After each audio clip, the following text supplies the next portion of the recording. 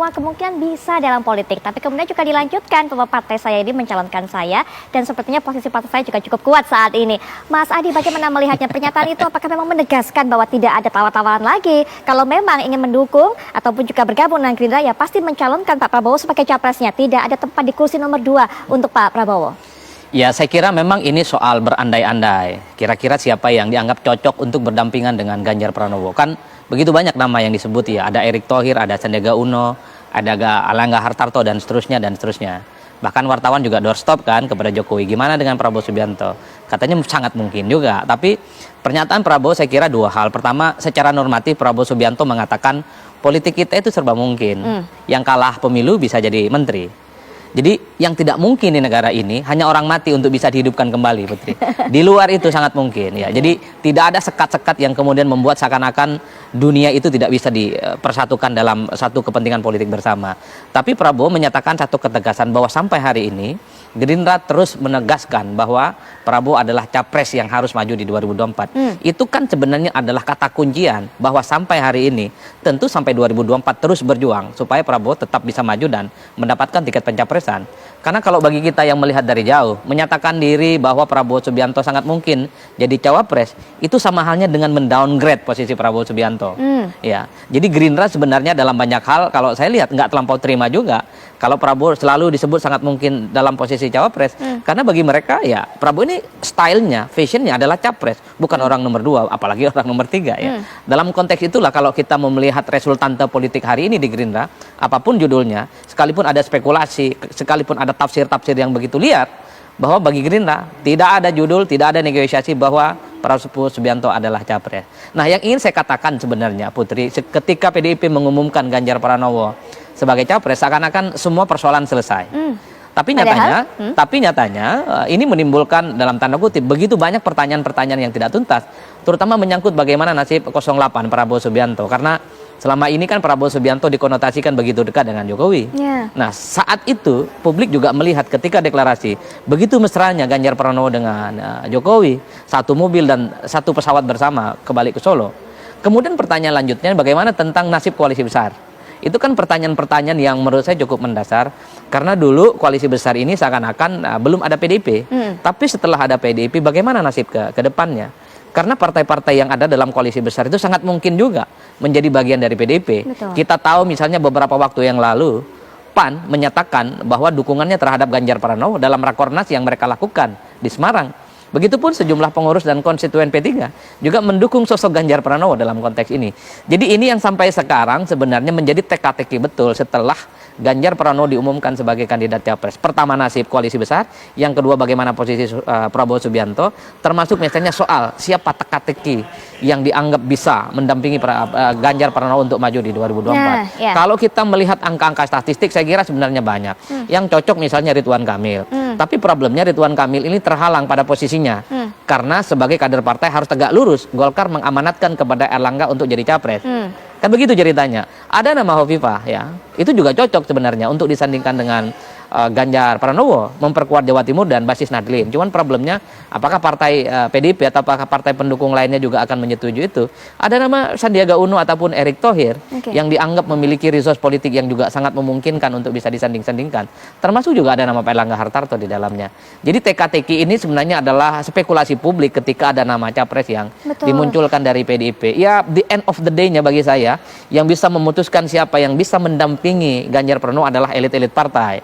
Elit PDIP, elit Gerindra, elit Golkar, elit PAN, dan elit P3. Jadi publik hanya bisa melihat dan berspekulasi secara umum. Semua cocok, semua pasti didasarkan pada kekuatan-kekuatan politik, pasti didasarkan pada misalnya kepentingan-kepentingan survei, karena survei bisa memotret soal siapa kira-kira yang bisa mendongkrak elektabilitas Ganjar di masa yang akan datang. Tapi pada prinsipnya soal siapa yang harus bersanding menjadi calon di pelaminan di KPU nanti, tentu ini domainnya ketua umum partai politik. Baik, ini menarik teka-teki terakhir yang diungkapkan oleh Mas Adi. Silakan Pak Nusirwan. Pak Nusirwan yang punya jawabannya nih. Bagaimana kemudian lu bisa mencari siapa yang bisa mendampingi Pak Ganjar Pranowo nantinya? Itulah kecenderungannya itu sebagian besar itu tidak sabaran. Baru saja umurnya baru jam-jaman Ibu Ketua Umum itu mengumumkan keputusannya berdasarkan mandat yang diberikannya untuk menetapkan Ganjar sebagai calon presiden dari Partai Demokrasi Indonesia Perjuangan. Belum ada 1 hari lebih, dan ini saat ini pula langsung berkejaran dengan analisa-analisa yang baru saja kita dengarkan dari berbagai pihak, khususnya dari para pengamat. Pak Ustadz Adi Praitno ini hampir setiap hari berjumpa begitu. Jadi sebetulnya biarlah ini kita mengikuti dinamika yang ada sampai pada sekian jam ini berlangsung, dan khususnya saat ini kan sedang umat Muslim sedang merayakan Idul Fitri, dan sebaiknya kita ini merayakan kemenangan setelah Ramadan 1 bulan ini kita nikmati dahulu lah ya. Dan tentu dalam 1 hari ini banyak sekali event yang bisa saja dianalisa dengan berbagai kemungkinan-kemungkinan. Pak Prabowo hadir di Surakarta, di Solo, kemudian muncullah berbagai kemungkinan-kemungkinan tersebut. Tadi pagi Presiden bersama dengan Mas Ganjar sholat bersama dan menyampaikan beberapa statementnya, dan itu semua hal-hal yang ya wajar sajalah dalam situasi yang demikian menjadi hal-hal yang dinantikan selama ini.